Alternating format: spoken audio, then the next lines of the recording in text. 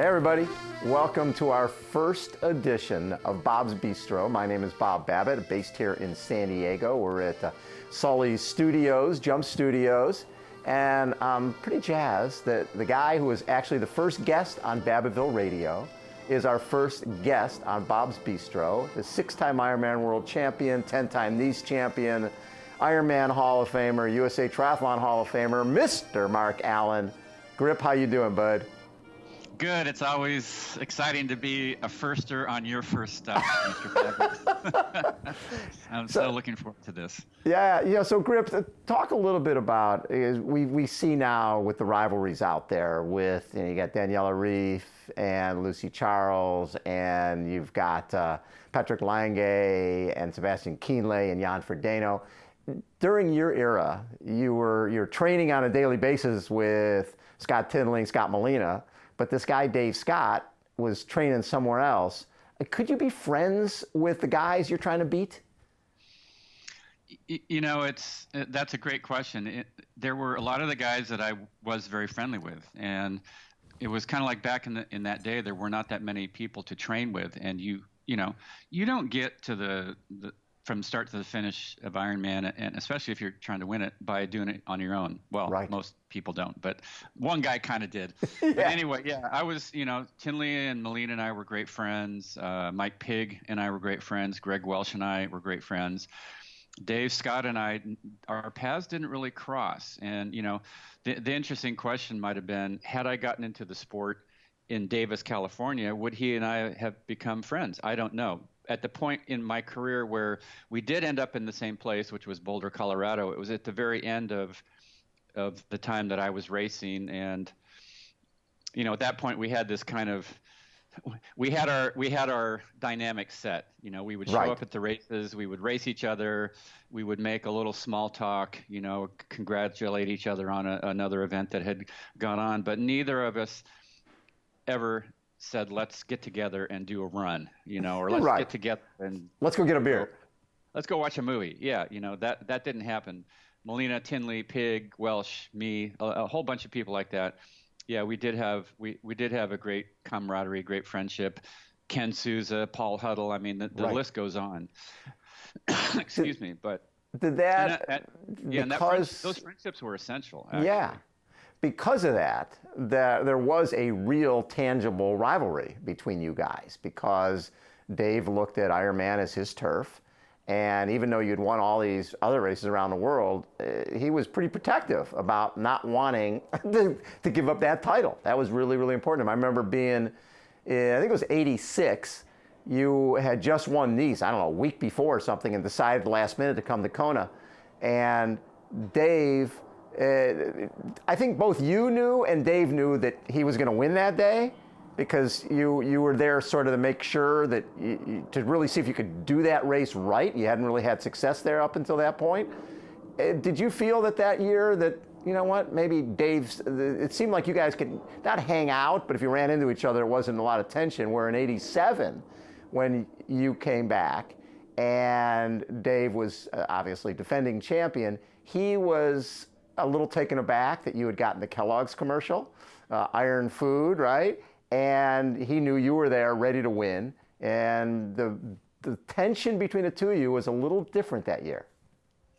Yeah, in 1986, I went to Nice. The race was 2 weeks prior to the Ironman in Hawaii, and I had no intention of actually racing in Kona, but I flew directly from Nice over to Kona because I wanted to watch the race.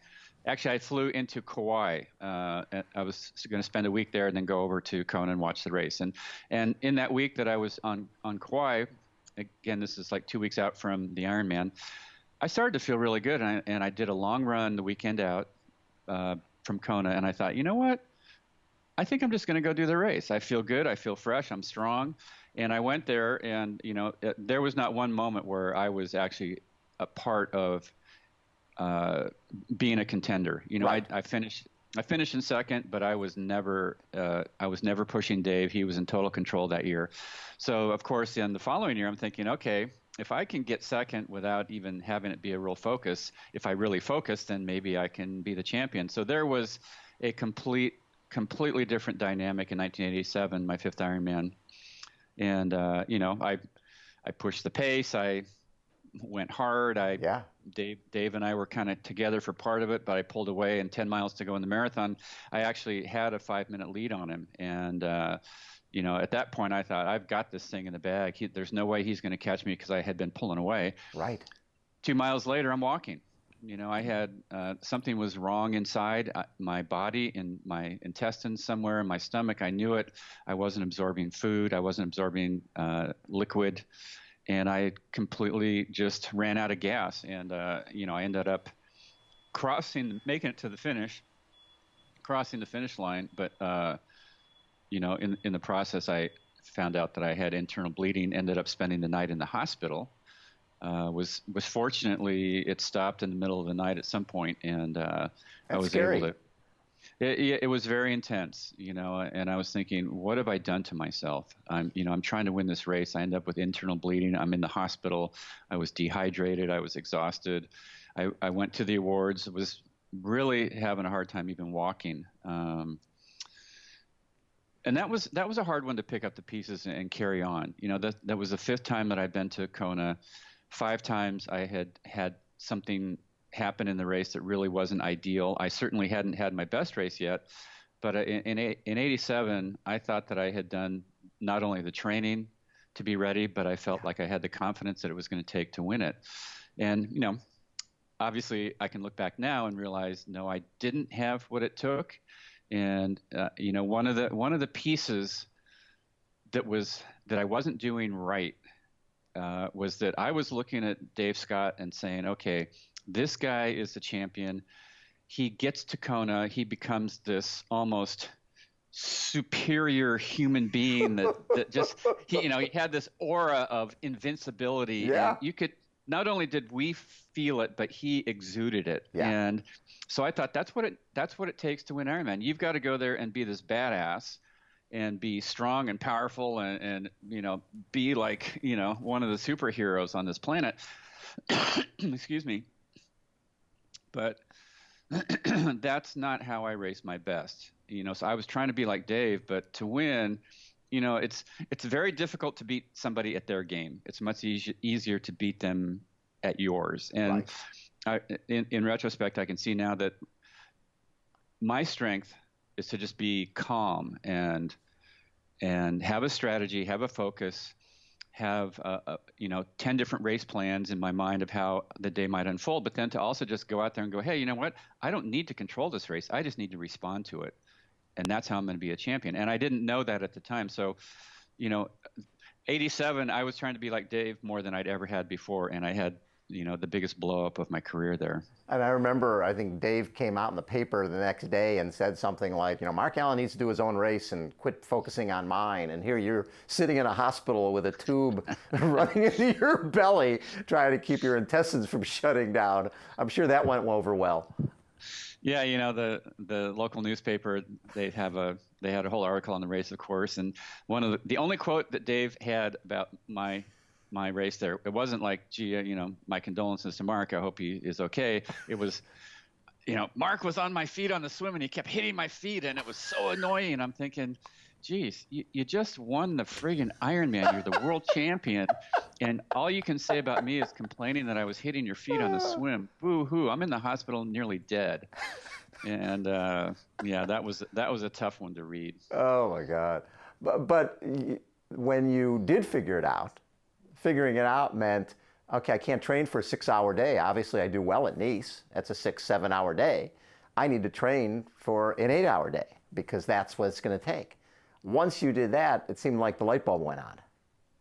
Yeah, that I had a lot of hard training, a lot of long days, but I didn't put it together in the way that the Ironman needs you to put it together to be the champion. So, like a lot of triathletes, I would do a long bike ride, 5-6 hours on Saturdays. I'd do a long run on Sundays, 2.5 hours. And that's, 8.5 hours of training in 2 days. But as you just said, Bob, I was falling apart after hour 6 of the race every year in Kona. Yep. And so in 89, I kind of stepped back for a second. And I said, okay, one of the things I need to do is to replicate the actual race itself a little bit better. And so I did 5 what I kind of called Ironman training days that year, where I would swim about 30 minutes, get out of the water, bike 7 hours, get off of Wow. my bike and run 30 minutes. Yeah. That's an 8-hour training day, and that's the kind of training that I needed to do to actually be ready to race an 8-hour race.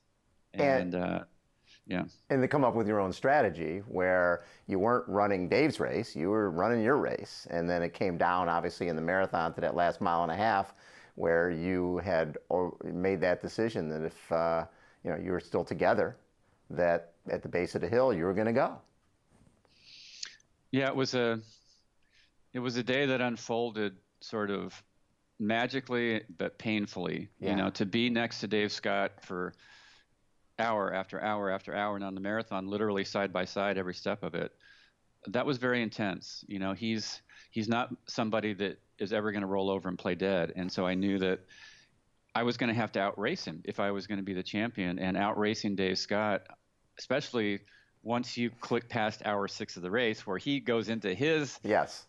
strongest part of any Ironman, those last 2 hours, it was very intense, very difficult, very hard. And I had seen on the way into Kona from the airport that year when I arrived, I was driving along, and as we drove up that last hill before you go down Palani, down actually into town, the thought crossed my mind, like, this is where the race might happen. It might take, the deciding moment might take place on this hill. And the funny thing is, I had actually never noticed how much of an upgrade that It's a big hill stretch was. Yeah. And so it's like, for the first time ever, I was noticing something about the course that I had been on 6 times already. And so, it just goes to show you that it's like you have to have a certain awareness about things that maybe are new if you're going to have a new result. There has to be a certain surrender to just saying, hey, I'm going to give it my best. And that was the focus that year, was to give it my best, to have my best race, and to use Dave Scott, the guy who knew how to do that competition better than anybody else, to use his knowledge to help propel me to something that maybe I'd never done before. And I didn't know if that would be enough to win or not, of course. I certainly hadn't. Everybody had given up hope. They're like, dude, give it up. Why keep coming back here? Yeah. But fortunately, I had that thing inside that said, no, you need to go back there one more time and really have a solid performance where you do give everything you have, but just take the pressure off and say, it doesn't matter. It's not about winning. It's about performing. Isn't it funny when you think all about winning, it doesn't happen. But when you think about, okay, I'm just going to get the best, that reminds me of the Denice race where you woke up sick and you didn't even know you could go to the starting line and made the decision, you know what, I'm probably functioning at 60% today, but if I get 100% out of that 60%, and I'll be happy with the effort. And then you end up winning the race. Yeah, I can't remember the exact year, but I completely remember the situation. I woke up race morning, achy, fluey. I had a bit of a fever, and I thought, I can't do this race. I can't compete like this. And I thought, you know what? I flew all the way over here from the U.S. I've been here for 2 weeks. I have to just at least start. And if I'm feeling lousy, I'll just pull out after the swim. Not a big deal. And so I did the swim and got out of the water and was thinking, well, maybe I should just get on the bike, and just see, and if I'm feeling lousy and I need to drop out, I'll just pull out and I'll hitch a ride back into town. And then next thing I know, I'd finished the bike, and I was staring at my running shoes in transition thinking, well, maybe I'll just start the run. I can always pull out. And, the day went like that. Yeah. And then after the turnaround, I realized, you know what? I have actually worked myself into second place, and Scott Tinley is the only guy still ahead of me. And it just blew my mind. Like, here I am in second place in the Nice Triathlon, and at the beginning of the day, I didn't think I was even going to start. And so, I ended up passing Scott and going on for the victory. And it did just show me, like, you know what? A day doesn't have to feel perfect or go perfect for the end result to make it a perfect day. And that was made such a strong impression on me, and after that race, I never worried about how I felt race morning. I never worried about how I felt at any point of of any competition. That was just more like, let me just give it what I have and take the next step, take the next pedal stroke, swim stroke, work my way through and just see how it turns out. And hey, a It turned out victory. pretty good. I'll take it. So you're one of those guys, when you made the decision, okay, 1995, this is going to be my last Ironman no matter what, and you come from way behind, you win the race, you didn't waffle. It's like, okay, I am moving into another chapter of my life. I'm going to become a motivational speaker. I think the coaching came a little later, but the speaking business has, you are speaking with major organizations now, right? Fortunately, yeah. I actually just had a talk for Google in New York City just a couple days ago, actually, and that's the second talk that they've had me do for their sales team. It's something that's interesting. When I was a kid in junior high school, I had a debate class, and so that meant that I had to get up in front of 25 of my peers and debate a topic, and I was so nervous that I could barely speak. And I had this absolute fear of being in front of people and talking, and it's just ironic that now here I am. A major part of my business is getting up in front of people and telling stories and talking, and I absolutely love it because there's I can just feel this rhythm that I get into when I'm sharing. And this enthusiasm, when I share my Ironman stories and share them in a way that it just addresses how all of us can, overcome challenge and find purpose and experience the journey and have that be the richness regardless of how it turns out. And ultimately, then a lot of times when we do that, we approach each and every day with gratitude, then it turns everything we do into kind of like a sparkling experience. And it doesn't have to be, we don't have to win an Ironman to feel good about our lives. We don't have to, be number one to have what we do have worth and value. And, through the speaking, I share a lot of that and how it can work for other people. I just love it. I just love it. The cool part about all that is the fact that these are Ironman stories that go back to the early 80s and the early 90s, but they resonate for some of the most high-powered business guys on the planet.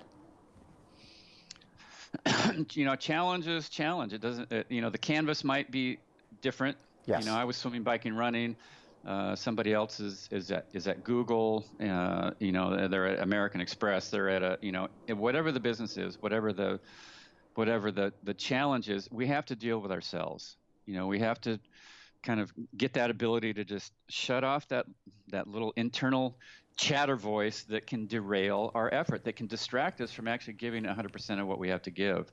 And that was so critical for me in the sport of triathlon. A lot of my ability to do that came through working with a gentleman, Brant Secunda, who for years, he teaches a tradition that comes from central Mexico, from the Huichol people. And the Huichol people value the ability to quiet their minds. They say, when we can just shut off that chatter, then so many of the answers to the big questions we have in life can come. And so let me take it back to 1989. I'm with Dave Scott. We are running side by side. We'd been together for 8 hours. We come to the bottom of that hill where both of us knew a break was going to take place, and I still didn't know how I was going to win it. It's like, do I pull away now? Do I grab another glass of Gatorade or Coke or whatever? Get a little more gas in the tank. There was an aid station right at the bottom of that hill, and I still didn't have the answer. What is it going to take? What am I going to have to do? I knew that I was going to go, but I just, there was something missing in that equation of I must go. And so, Dave went over, he grabbed a glass of whatever he was going to get. I came in behind to grab the glass of what I was going to get. And there was a part of me that was so quiet, though. There was nothing, I wasn't worried. I was just quiet. And as I reached, it's like this voice came out of the lava and just said, go. And I pulled my hand back and it's like I was shot out of a cannon. I just started sprinting without putting that last little bit of fuel into my tank. And at that point, you're running on fumes, right. at the end of an Ironman. You don't have 2 more hours of reserve in there. You're just trying to get to the finish line before everything explodes. And so I pulled back. I started to sprint. Dave took 3 or 4 seconds to grab his glass of fuel. He looks back, and there was a gap that had opened up. And that was the break. But that solution wasn't something that I planned. It wasn't an answer that came out of logic. Of course, I can look back now and say that was the completely logical thing to do.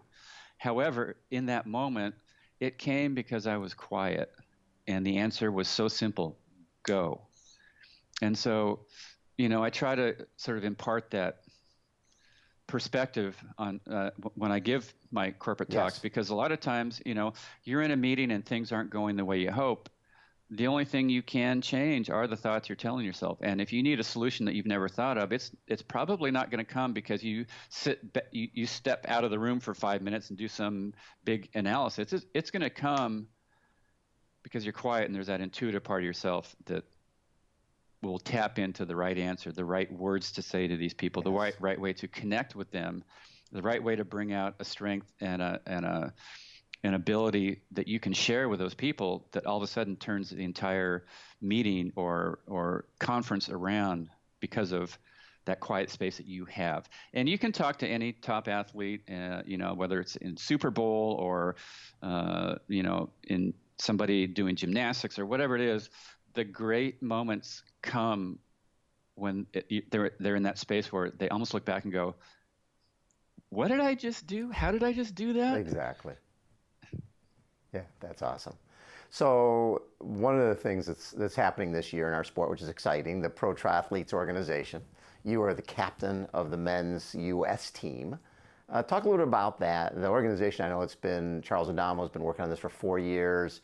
You got Mike Moritz to put $10 million invest into the PTO. Mm-hmm. What are your thoughts on it? That's a great question. My business partner, Scott Zagarino, who's been helping me with my coaching now for 4 or 5 years, he set up a meeting in Kona last October with Sam. Yes, Sam Renew. To just get a better understanding of what the PTO is about, what their goals are. And it just sounded like such, he in the meeting, Scott sort of flushed out a lot of the stuff because he's been around the sport since the 1980s and has been involved with just about every aspect of, not only sponsorship, but also developing a pro triathlon organization and trying to sort of rally the troops to really elevate the level of professionalism for the top athletes, which also then just elevates the profile of the sport in general. And in that meeting, it's like, it sounds like these guys are really on the right track.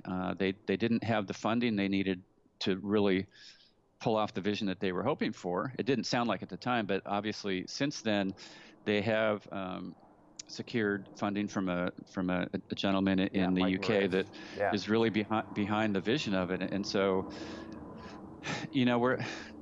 we're trying to raise the expectation of what athletes can earn in the sport, what the level of expectation of professionalism that they have to bring to the racing, to the sport. And through that, it's going to elevate everything for everybody because, if the people at the top are at this higher level, it raises the expectation for, it raises the value of the sport for everybody. Race directors so that they can go out and they can actually get better sponsorship. They can say, look, this is what it's going to cost to be involved with this sport. And it will, it's going to bring a greater validity to a professional triathlete. Yes. If you make $10 winning a big race, people are like, well, that's not a professional. But if you make $1 million or $2 million or whatever it is, all of a sudden it's like, this is the real deal, And so, and also, we're trying to sort of plant the seed with the PTO that maybe there's some things that we can do either publicly or behind the scenes that will not only benefit the professionals, but also hopefully make racing safer and more fair for age groupers. Because as you know, Bob, the pros are the inspiration, the age groupers are the sport. They're the foundation, no question. They're the foundation of the sport. And so, Scott and I have been brainstorming, and we have a few ideas that, we'll share publicly in a little bit, but just ways that we're trying to hopefully, nudge the PTO into also doing things that will help out age group athletes, that foundation of the sport, so that not only are pros making more money, but age groupers are just going to have a better experience because of the quality of the racing has gone up. Speaking of age groupers, your ability as a coach. A lot of times when somebody's been an elite athlete, it's sort of hard for them to relate to some person who's got a wife and kids and a job and just wants to finish the Ironman or wants to finish an Olympic distance race in 4 hours. How have you been able to transition from that elite side to provide a program that we see so many of your folks having success and obviously loving the program? How have you taken what you developed as an athlete and taken to coaching? I guess I feel like I'm a realist in the sense that I'm realistic as far as looking at situations and going, look, you have a great vision here, you have a great goal that you're after, but look at your life. To achieve that goal, I know what it's going to take physically. You want to win your age group at, Ironman right. Arizona or whatever it is. But you have a job, you have a family, you have kids, you have all these responsibilities. Where are you going to fit this in so that it doesn't destroy you and your family and your own health? And so, I've been coaching for over 25 years now, and I know what the physical parts are, just the training parts that need to be put in place so that somebody can have a great race performance. But then I've also really learned how to keep everything kind of in a balanced perspective so that athletes do the training that they have the ability to do and still recover from. Yeah. And to do it in a way that will provide them with longevity in the sport so they don't get injured, they don't get burned out. It's not rocket science, Bob. It just takes a coach being realistic with their athlete and having a conversation saying, look, you have a great dream and I want to support you in that. However, we need to just make sure that that dream enhances your life. It doesn't cause more stress in your life. And it just means maybe cutting back on an expectation of what they think they're going to be able to handle in training and get it into a manageable point so that they actually absorb the benefit of it. And when they do that, then it becomes like a positive feedback cycle, because it's like, okay, I cut back from what I thought I was going to have to do, but it's getting me the results that I'm after anyway. And that's such a satisfying thing for me as a coach to do. Love it. Hey, Grip, as always, thanks for taking so much time for our first edition, Bob's Bistro. It's awesome to have the 6-time Ironman World Champion spend a little time talking about coaching, PTO, and some of those classic races. So happy to be here, Bob. Good luck with the show. I can't wait to see all the additions that come after this one. Mark Allen has been our guest again. This is Bob's Bistro. Check us out on YouTube.